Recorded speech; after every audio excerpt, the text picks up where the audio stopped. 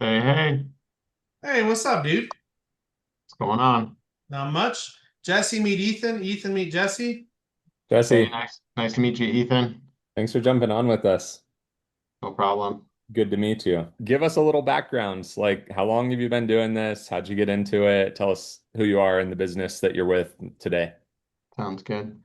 My name is Jesse Stauffer. I work for Stauffers Road Solutions, formerly known as Stauffers Towing. My grandpa started the business in May of 1954. So we've been in business for 70 plus years. Owned a little automotive repair shop.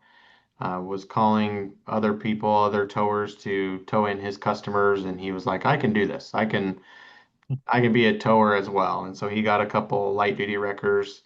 My dad was graduating from high school. Grandpa didn't love the hours. He was a cattle farmer as well, so he needed to go feed the cows. But then tows would come in, police calls would come in, and it would kind of throw a wrench in his schedule. And he didn't love the hours, but loved the business. Yeah. And so my dad graduated and said, "Hey, let me take the towing side of it." Wasn't sure what he was going to do in his life, so he gave it a shot and bought the towing business from my grandpa with his brother, my uncle Kerry. Kerry ran the shop part of it, and my dad ran the towing part of it for a long, long time. Um, and a few years ago, Stauffers had grown to cover three states, Utah, Idaho, and Wyoming.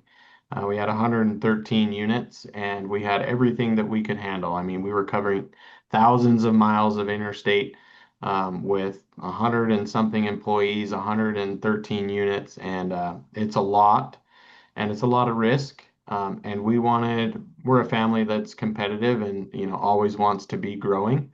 And for us to be able to take the next step is we needed to join First Line.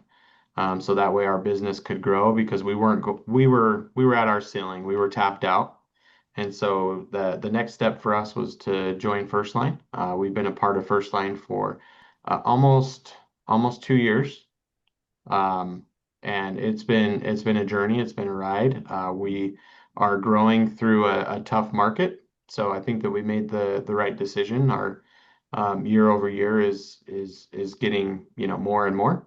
The revenue is increasing, so we like First Line. We like what we're trying to fight for our industry and do something that hasn't been done within our industry and consolidate and bring best practices from all the different operating companies into one so we can better service our customers.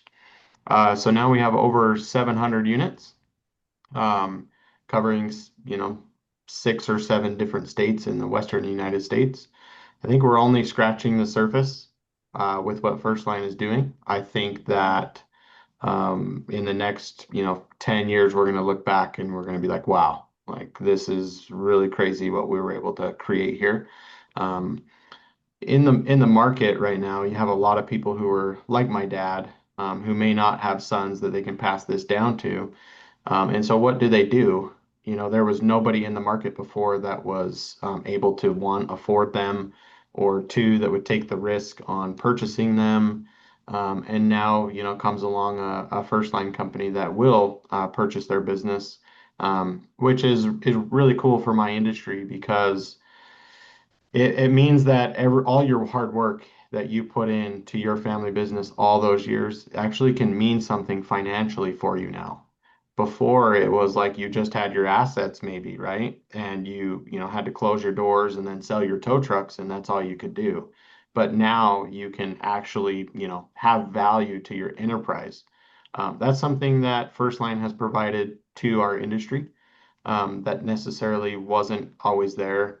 Yeah, a competitor might have been able to buy you out, but would have they purchased you for, market price or a fair price?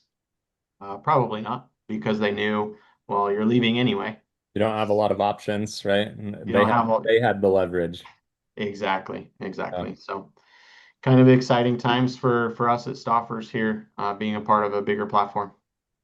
Yeah, no, that's an exciting story. Cool backgrounds, being in it your whole life, family business, and now being able to really, like you said, just like break beyond that ceiling and level up as a part of a much bigger kind of group that that I think's shared a lot of your same family values, right? That you wanted to be the best in the market and lead with professionalism. So, So um, as you were, sorry, as you guys have been growing, because like when we first met, I mean, you guys were one location and then you had grown into Salt Lake and then you covered the state of Utah better. And then all of a sudden it started going into other states. As you've grown, how did you guys know when to buy, expand, buy trucks, all that kind of stuff?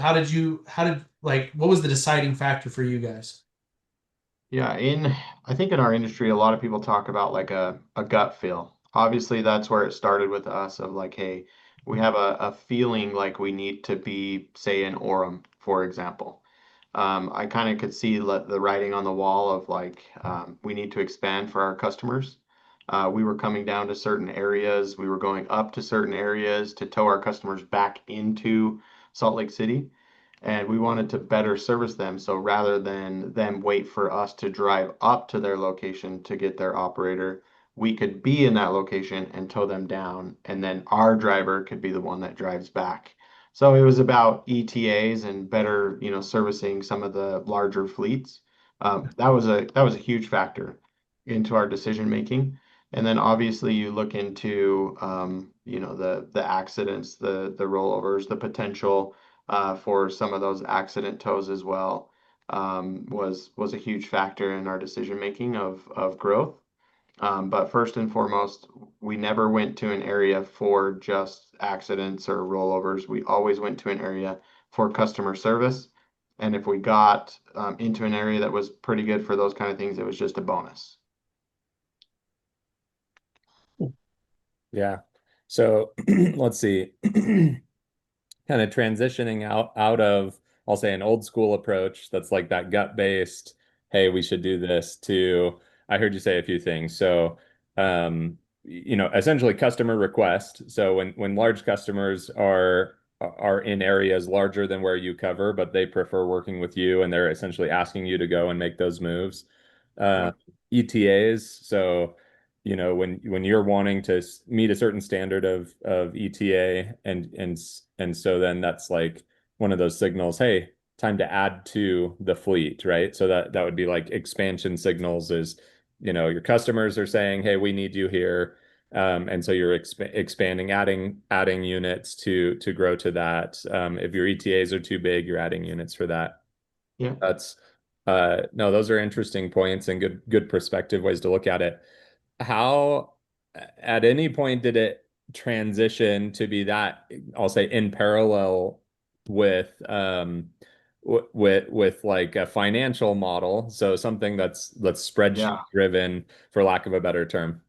So obviously, we talked a little bit about that gut feel. That's what, starts the whole thing. But then it has to be data driven now, right? In our day and age, we can't just go off of the gut feel. We have to actually look into the numbers and see if we're making the right decision. So everything for us now is data driven, analytics, looking into, market, how much market share could we have in that area? How much is the equipment and the labor going to cost us to greenfield that location? So we're looking into all those types of things. So what was like in your beginning stages, like aside from buy or moving into locations, what was something that like indicate that it was time to replace a truck or buy a truck for a location? Like, how did you guys decide that in the beginning, and then how has that kind of evolved for you? Well, we worked with you at Rocky Mountain Wreckers, worked with you guys on, developing some form of structure to our fleet. We started getting larger and larger. We didn't have time for trucks to be down. One thing that hurts us is having a truck down and you have somebody on the side of the road or one of your customers calling because you have an extended ETA. So you have to look at what's most important to you, right? If customer service is the most important thing to you, then you want to have a newer fleet. You would rather pay, some interest on some trucks than repairs on some trucks. Or if you would rather, have an older fleet and pay some repairs on trucks, that's just a decision that you have to make. We had made the decision that we wanted to have the nicest fleet possible. One for marketing, two for customer service, and three, just downtime. We didn't want to have the trucks down.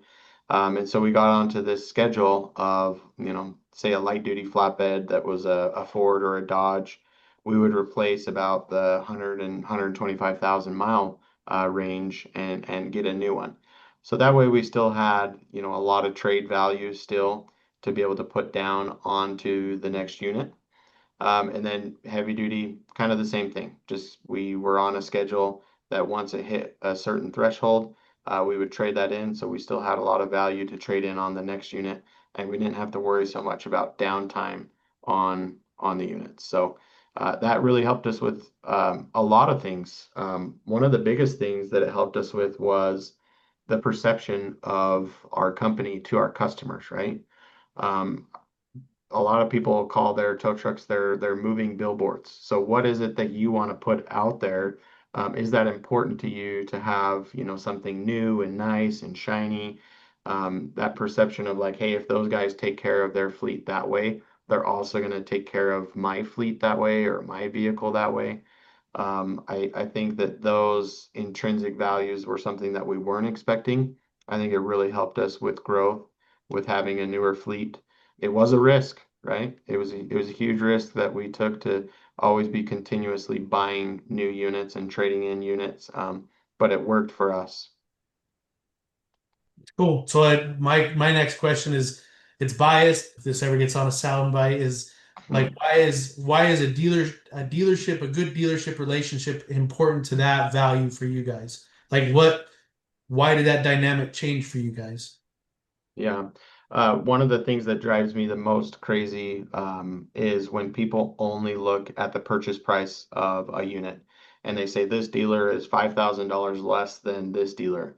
One of the things that's most important to us is our relationship with our dealer because then we get better service. One thing that has been phenomenal is our relationship with Rocky Mountain Wrecker Sales is we can pull in because of our relationship that we have with them. They get us right in. They fix anything that we need fixed on the trucks. And for us, how do you quantify that? That $5,000 that you might have paid more for the unit, or $5,000 you paid less for the unit on the next one. How do you quantify those types of things of getting back into service and being able to just take care of your customers? Two, you want to work with people that you enjoy. You want to work with people that you trust. One thing that's been huge for us is there's no back and forth. We just know that what they're offering us is the best that they can do.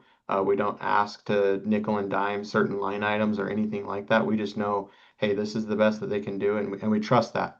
And so we pay the invoice. For us, that's huge. Two, the manufacturer as well is a big deal for us, and you got to select a dealer for the manufacturer that you trust, for the equipment that you want for your fleet.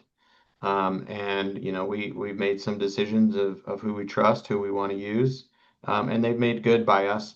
Certain trucks will have issues. Every tow truck's going to have an issue, and they'll warranty those things for us. Sometimes, even it may be outside of warranty, but because of our loyalty to them or whatever, they will try to make it right. And so all things have been good. We've loved our relationship with Rocky Mountain Wrecker Sales. We trust them wholeheartedly. They're really good to work with, and they get us right in.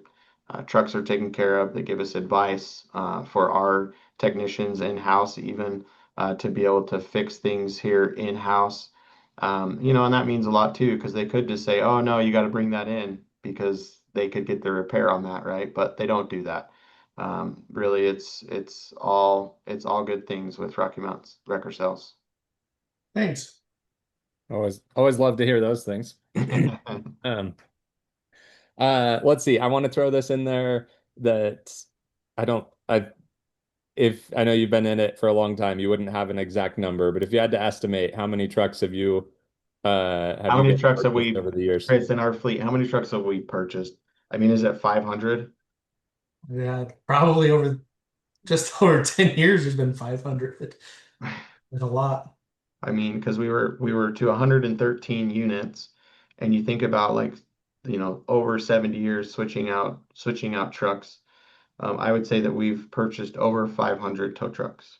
With five, that's so incredible. And so with like 100 plus units in your fleet before you joined with the bigger group, Hmm. um, and if you're replacing them right around that 125,000 mile mark, I mean, was that like, was there a time when that was multiple trucks per month? Oh yeah. Like Yes. multiple new trucks per month rolling in. So Would what? you always trade in So we or were there Yes. other outlets? Well, unless we were growing. So yeah. if we were like greenfielding a new location, there wouldn't be a trade, right? But what started this whole thing with Rocky Mountain Wrecker Sales was we had purchased a company in Salt Lake City that had a lot of old trucks. And we wanted to get rid of a lot of their old equipment and get new equipment. And so we presented Justin at Rocky Mountain Wrecker Sales with a proposition that we would trade in, I think it was 11 trucks, and we would buy seven. Um, so we traded in those 11 trucks and we purchased seven all at once, and that's what got the ball rolling. And then, That's a yes, good way to get their attention. yep, that was a pretty good way to get Not their everyone attention. gets to walk in with that recommendation. Yep.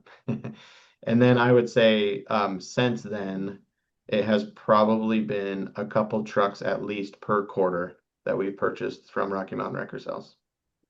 We Yeah. kind of set up a system. I'll just jump in. I kind of got an accounting background, so I sat down with actually the Stauffers, and we kind of set up a system of when do you have the highest trade value, and when do you minimize the number of repairs. And so we kind of found out that perfect sweet spot that they could trade it in, get the most bang for their buck, and then we could still be able to turn it around and sell it for a good value, and they would get a good value. So it turned into a win-win-win. Is that they would get a new truck, we'd get a good truck on trade, and they would get good value out of it. So it was just one of those things that we set up a cycle. And Jesse's example of the smaller trucks was the 100 to 125, but we actually classified their trucks from the smaller trucks to the medium-sized trucks to the heavy duties to their rotators. So they kind of had a system that they knew when to trade. And it was a system that we proved that they were we called it cycles, and they were on their third cycle, and by the fourth cycle, they would have been paying cash for their trucks had they not joined their bigger conglomerate, because they were getting so much value at that point that they were getting ahead of the truck game. I think what really ended it though was honestly COVID. Yeah, that too. Yeah, I 100%. think I think what really kind of threw a wrench Those in lead what we times, had it going. messed everything up. You had to start keeping them longer. Well, there just wasn't any flatbeds or trucks to purchase. Like Chris literally could not get some chassis, some brands of chassis to put the flatbeds on for us. So, Yeah, that was a wild couple years when that was the case. Uh, yep, if you can okay, make it through that, Chris, you can make it through anything. okay, Chris, one question for you, which is so it's one thing to be in the position where Jesse and crew have been, where they're talking about hundreds of trucks at this point, right? And just so frequently. But how different is it, or is it different, like when you're a smaller operator, when you're in that 1 to 5 truck category, and so they're making the same decision Jesse is, which is okay, thinking about customer first. I don't want downtime. I want to be able to deliver. And then I'm weighing out, a truck payment versus repair payments. Like what do you see where you see guys of all sizes, and what would you say some of the like the buy signals or the exchange signals are, and are they different based on size or not really? Gonna say, actually, we kind of got into a system where it was pretty predictable on the mileage, and so that's what was awesome about the system is it didn't matter the size of the company, that we could kind of like you could put this model to about any company size. And the thing that's awesome about it is that we went back to the factory, excuse me, with Jesse, Kurt, Cody, and Tori, his brother, his two brothers. And I remember still today, we were sitting at a Waffle House, and they're like, how can we get the best price? And what people don't realize from a dealership conversation is that we have flooring costs, we pay interest on units, we do all this kind of stuff. But if we can set a schedule and we know when you're buying and when you're trading in, it alleviates that from us, because I can order the truck, avoid interest costs. And so then I don't have to Little just in time adjust the delivery. price to build in that interest. I can say, hey, they're buying this truck. I don't have to pay interest. I'm going to pass that savings on to them instead of. So people sometimes say, well, you're giving them the best price. Yes, there's a best price because they're loyal. That's a huge truth. I reward loyalty like nobody, but at the same time is that when cost is cost, if you eliminate a cost, I'm going to pass that savings on. And that's what I feel like a good dealer would do is they care about their customers, so they're going to pass that savings on to their customers. And so when we came to that agreement at the Waffle House, and it was kind of fun, we kind of laid out a schedule, and it was awesome to see the price be able to be more competitive. And we didn't like they knew, we knew, and it's just like everything kind of flowed a lot more easily because of that.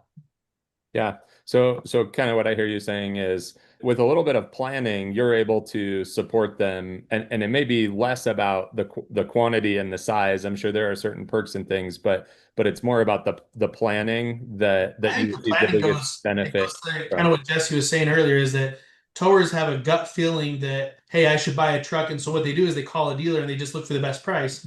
But it doesn't necessarily mean they got the truck that you want. And like we were able to schedule with Jesse like specific types of trucks for specific locations. And that way they were able to optimize what kind of truck they got, the equipment, and I was able to optimize the price because of that. And so instead of going off that gut feeling and just say, I need a tax write-off, it's like if you kind of plan all that out, you can buy a truck for a location. Cause like, especially when Jesse and them got into like Wyoming, they needed trucks with side pullers and more storage or more carrying capacity. It's like let's build a truck for that area instead of just trying to make a truck work for that area. And I think that probably made it a little bit more profitability on your side, right, Jesse? Yeah, absolutely. Side pullers was a big deal for us. And not a lot of flatbeds were putting side pullers on them at the time. I mean, there were some. And so for us to get them on a lot of our trucks was kind of outside of the norm, but it proved to be, something wildly beneficial. And all of the, heavy duty Wyoming trucks, not all of them were brand new. Something that we haven't talked about is, Chris finding us trucks from other people that would trade things into him, and he would let us know, hey, this is a good one. You guys should get this one for this certain location, and we would buy some of those used trucks as well that came through the door. So just trying to seize every opportunity that we had through Chris. Yeah. Awesome. I think that covers, I mean, what I was looking to get your perspective and insights on. So yeah, anything else? What else do we need to be telling people? Just ideas for future stuff that we won't hold you accountable to the video for, but what do people need to know these days to operate their best business? Make what you're worth. I'm going to tell that what Jesse said earlier is that I think from me, from a personal standpoint, and it's not like about my trucks and what I charge for them. But on my side, I think our my customers who are the towers like Stauffers and those is that like we're in an industry where price seems to be king, and unfortunately, like it's a race to this bottom that like nobody wins when you're at the bottom because you're not making money. You might get cash, but you're not making money. And so that affects me down the road because if people aren't making money, they don't have money to buy trucks. But we're in an industry that like we have hundreds of thousands of dollars of equipment driving to a scene on a dangerous side of the road, and they're charging what a plumber does when they walk into your house, that they have the safety of your home and shelter and all that other stuff. They don't even have to clean up half the time, and all the towers have to clean up on the side of the road with cars whizzing by them at 70, 80 miles per hour. Yeah, I think just more of what I talked about earlier about rates and not cutting yourself short. Like our rates have not kept up since COVID, let's say.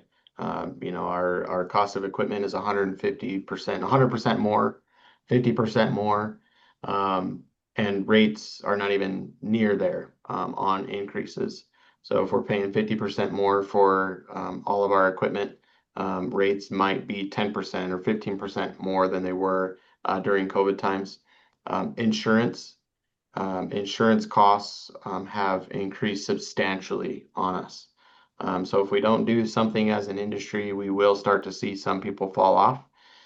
Also, I would really challenge our industry to just focus on your business. A lot of people call it, a dog eat dog world, a dog eat dog industry. And one thing that we have done really well at Stauffers is just focusing on our business, right? Minding our own business and just really take care of your customers, service them, Don't worry so much about what your competitors are doing. If you can put your blinders on and just focus on your business, good things happen. And that's what we've really done is just focused on customer service, kept all of our competitors' names out of our mouths and just focused on what we could control. And we were successful. And so I would, say for all the little guys just starting out, don't fall into that trap of worrying so much about what your competitors are doing.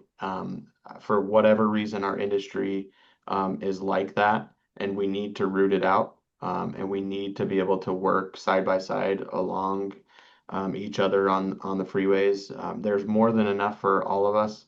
There's more than enough for all the professional recovery operations that are out there, like we need to up our game on training. We need to be more respected alongside law enforcement and fire and EMS on the side of the road. And so I would challenge all of us to be, clean, have nice equipment, have clean uniforms, wear our proper PPE, talk properly,